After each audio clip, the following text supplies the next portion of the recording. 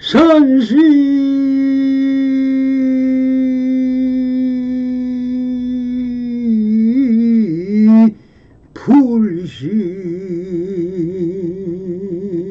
불심이요 법시 불언이니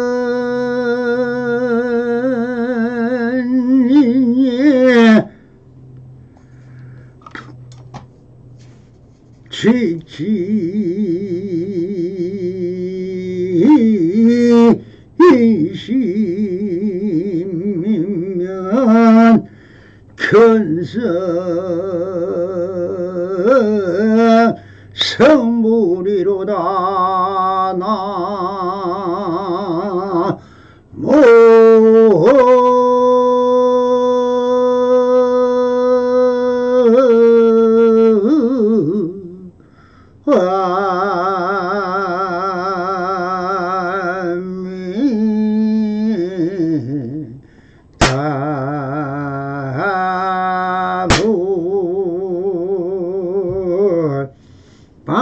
반갑습니다. 시방법계 편만하신 우리 불보살님들과 오늘도 이렇게 불불상하옵니다. 평상심이 또입니다. 언제나 안심민명하셔서 본불본락하옵소서. 바람에.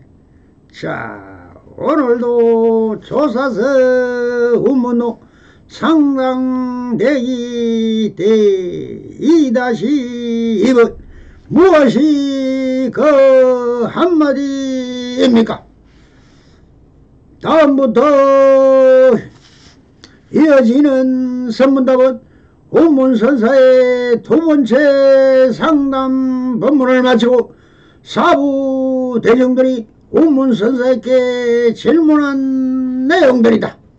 다 다른 선문답이라고 함께 보설해 보고자 합니다. 그때 어떤 스님이 물었다.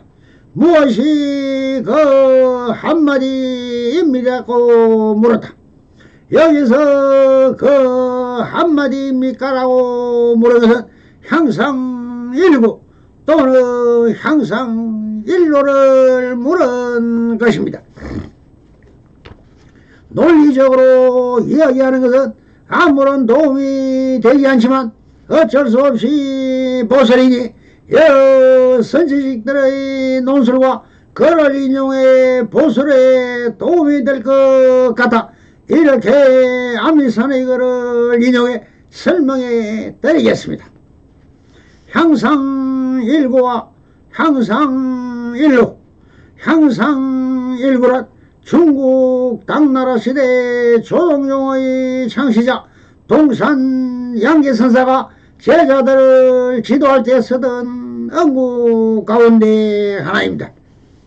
부처님이 이룬 깨달음의 경계에 도달시키기 위한 한마디 말, 그런 깨달음의 지극한 일구 또는 부처님의 지혜 혹은 부처님 법문을 이르는 말입니다. 즉 끝없이 초월하는 깨달음의 한마디라는 말입니다. 깨달음이 지극한 일구 또는 부처님의 지혜라고 해야 할 것이다. 경허선사와 만공선사의 선문답에서 그 애를 한번 해보고자 한다. 경허선사가 만공선사에게 이렇게 물었다.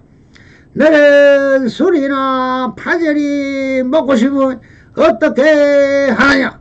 만공선사가 이렇게 답을 하신다. 저는 있으면 먹고 없으면 안 먹습니다. 굳이 먹으려 하지 않지만 생기면 또 굳이 먹지 않으려고도 하지 않습니다. 경허선사가 대견한 듯 만공을 쳐다보다가 말했다.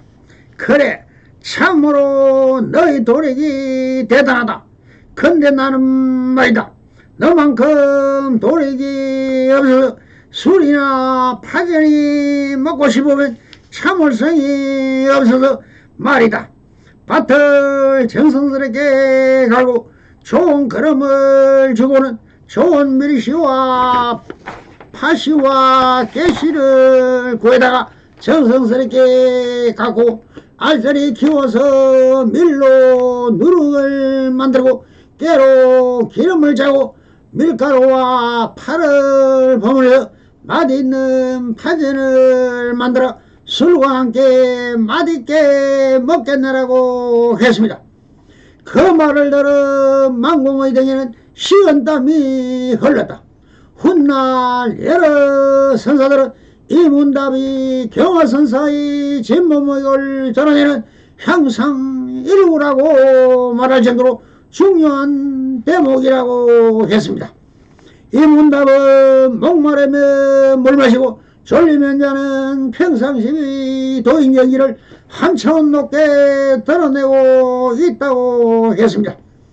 항상이란 것은 위로 향한다는 것이지 곧 구경인 절대평등, 절대 무한한 이치의 극점인 형이상의 경지를 말한다. 향상구라는 것은, 항상 일구라는 것은 이 깨달음에서 나온 지극한 한마디를 이르는 것이다. 즉 향상일구란 언어적 표현을 넘어서는 곳에 존재하는 오히려 신령스럽게 조차한 종교의 의미를 나타내기 위한 구절이다. 부처님 깨달음의 경계에 도달시키기 위한 한마디 말을 일컬입니다. 성가에서 하는 말에 향상구와 향하구가 있다. 향상구는 사회에서 쓰는 용어로 한면은 형이 상이고 형하구는 형이 아니다. 형상구는 비유하자면 정신세계로 마음이 가는 것이고 형하구는 물질세계로 마음이 가는 것이라고 할 수 있다. 사람은 밖의 사물을 보고 그것이 무엇인지 알게 된다. 그게 형하구이다. 그런데 사람에게는 자기 안으로 보는 눈도 있다. 즉 향상구가 있으나 중생에게는 향상구의 마음이 향하구의 마음에 깔려 있다. 사람의 눈에 보는 밖의 사물을 보고 하는 마음에 가려 있어서 자신을 보지 못하는 것입니다. 그러나 의식이 열리면 육식이 비워져서 모든 것이 훤히 보인다.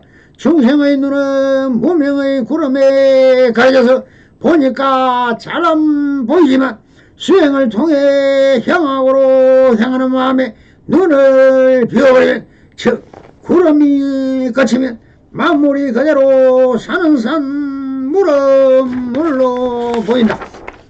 내 마음에는 육식이 시작하는 자리, 보이기 시작하는 자리가 있다. 견문각지를 시작하는 곳이다. 그래서 견문각지에 대하는 자가 누구냐고 묻는 것이다. 이것이 향상구이다.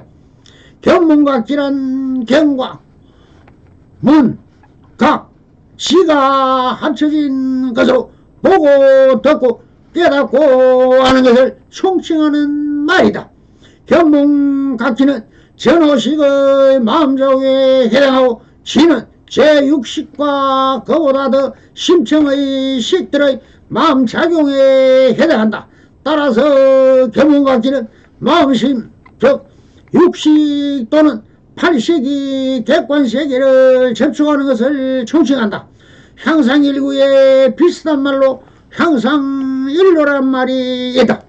향상일로란 백암록 제12시 동산 마상근에 나오는 말로 절대진리에 이르는 외길을 뜻한다. 깨달음의 경지로 향하는 유일한 길, 깨달음으로 향하는 한 길을 말한다.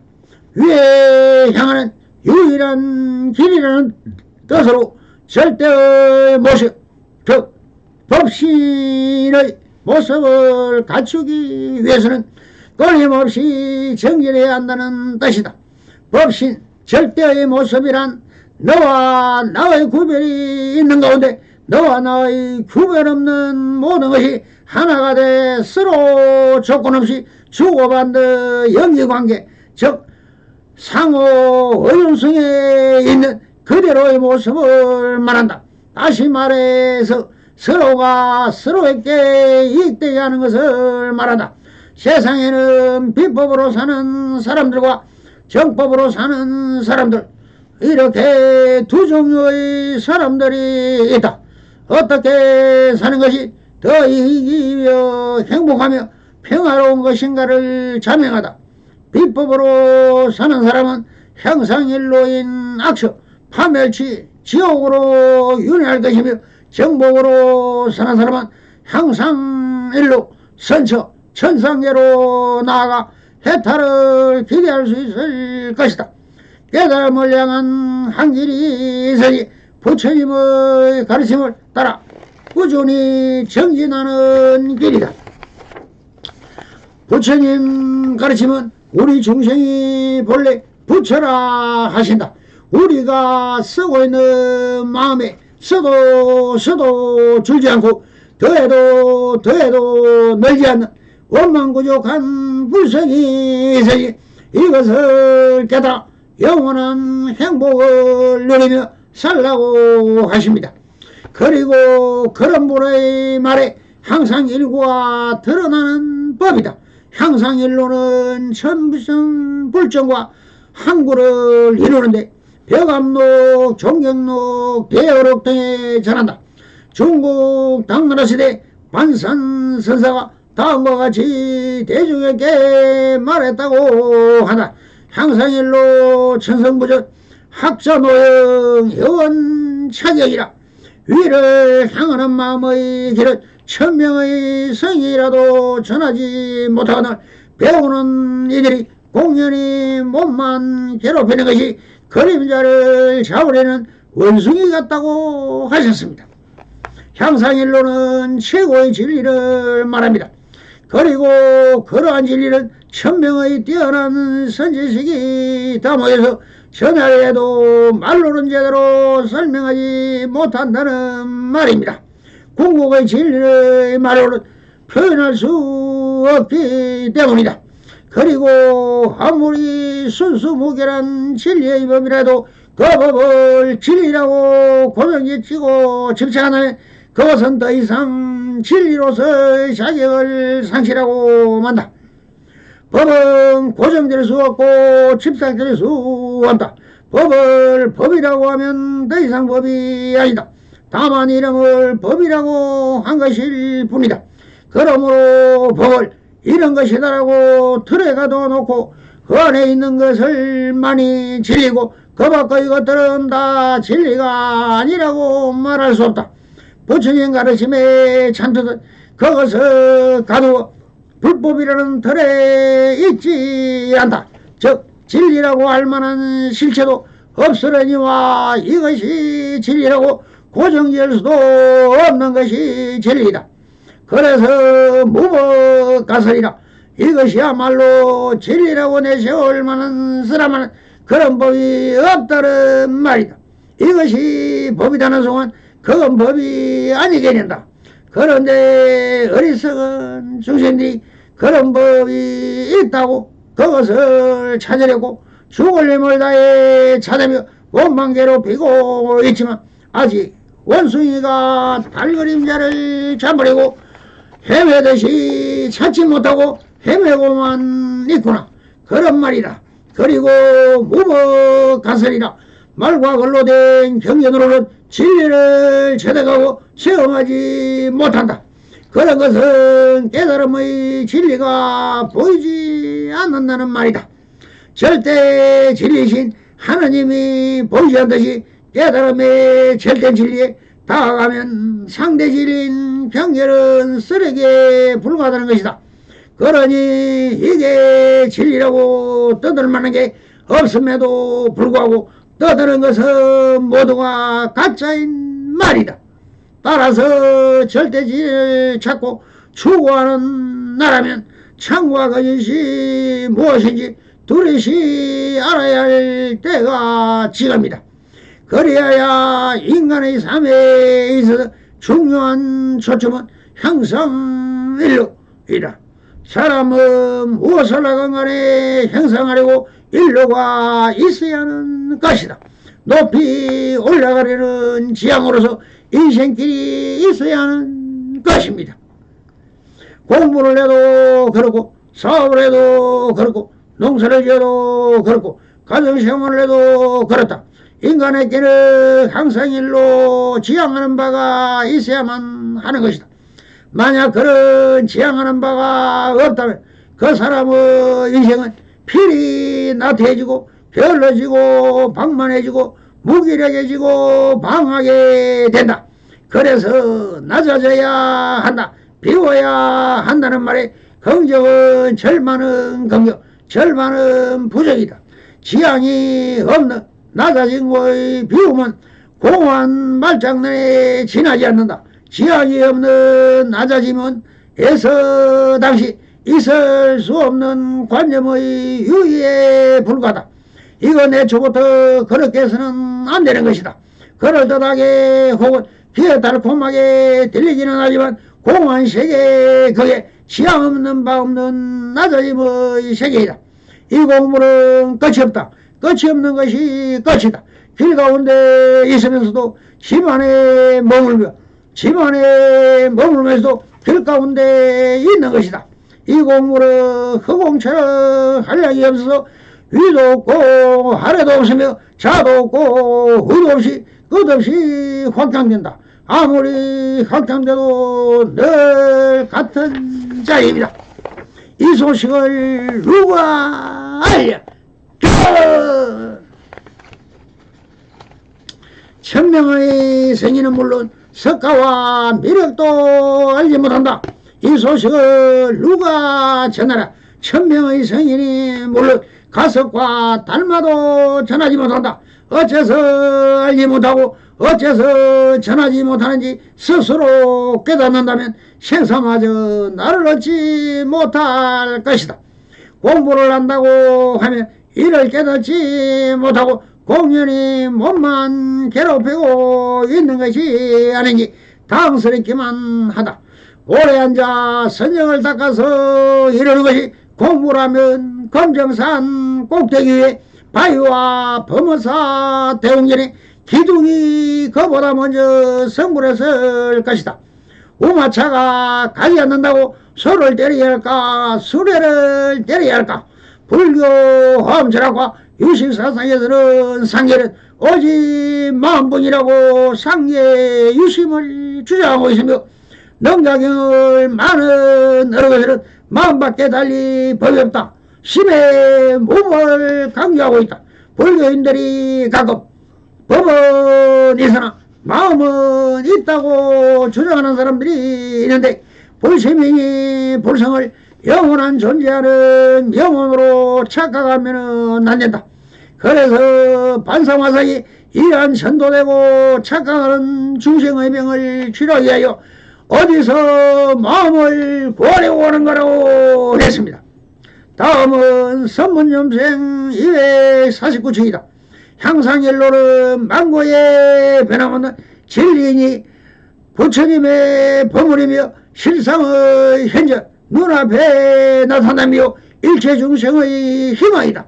봐도 보이지 않고 들어도 들리지 않으며 잡아도 잡히지 않으니 무엇으로 황제하겠는가. 오직 삼세제물과 보살들과 기의 믿음으로 함께해야 한다. 항상 일로는 역사의 흐름이니 일체 중생의 갈 길을 인도하는 깃발과 수레바퀴다.